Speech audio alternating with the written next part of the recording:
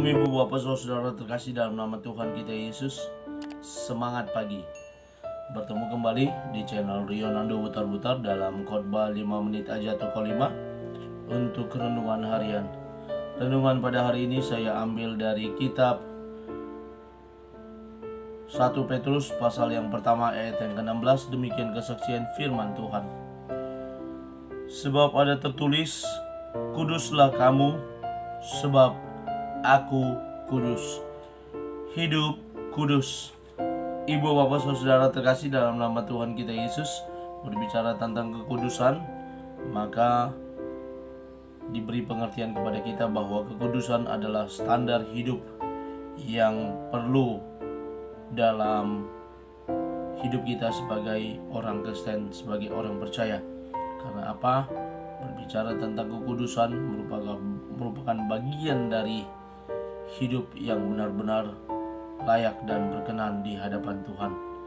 Kenapa kita perlu kudus? Dari beberapa bagian yang bisa saya dapat, ada 4 bagian yang bisa sama-sama kita mengerti kenapa sebagai orang percaya kita harus hidup kudus. Yang pertama, Petrus berkata dalam nats ini bahwa sebab ada tertulis. Bagian yang pertama kenapa kita harus hidup kudus adalah karena kitab suci yang mengatakan bahwa kita harus hidup kudus. Kenapa?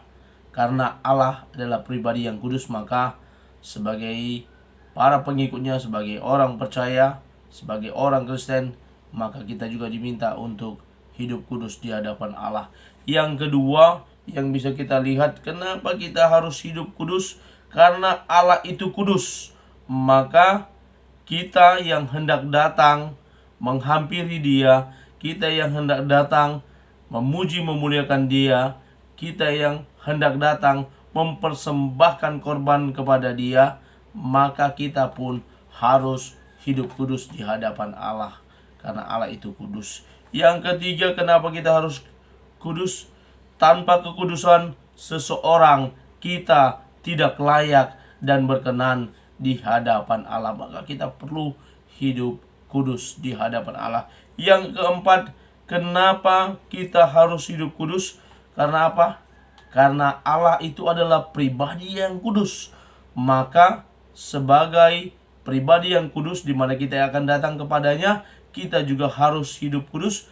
Dan ketika kita tidak hidup kudus, maka Allah yang adalah kudus itu, kekudusan Allah bisa membinasakan umatnya.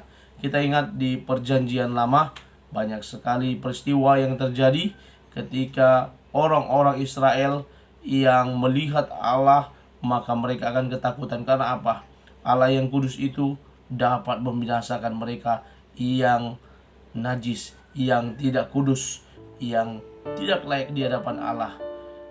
Ada beberapa peristiwa pula Allah juga berkenan melayakkan orang-orang untuk datang menghampirinya. Karena apa? Karena Dia berkenan. Kita ingat panggilan Allah terhadap Musa ketika dia sedang menggembalakan kambing dombanya, dan dia memijak tanah kudus, di mana Allah berkata, buka kasutmu karena tempat yang kau pijak itu adalah kudus.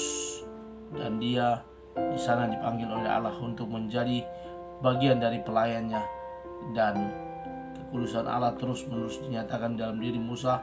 Bahkan Musa menjadi orang yang kepadanya Allah berkenan berbicara berhadap-hadapan muka, dan Musa juga menjadi orang yang dilayakkan Allah untuk menerima loh batu yang langsung Allah sendiri menulis dan menyerahkannya kepada Musa.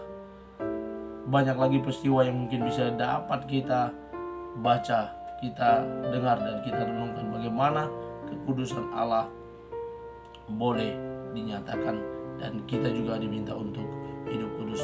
Sebagaimana yang disampaikan oleh Rasul Petrus dalam nats ini kepada orang-orang Kristen yang terpecah di Kapadokia, Asia, Bitinia, dan beberapa tempat lainnya, di mana mereka harus hidup kudus sebagaimana Allah adalah kudus.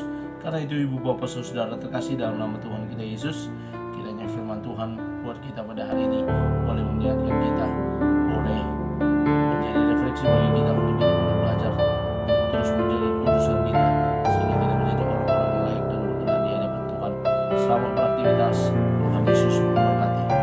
Shalom.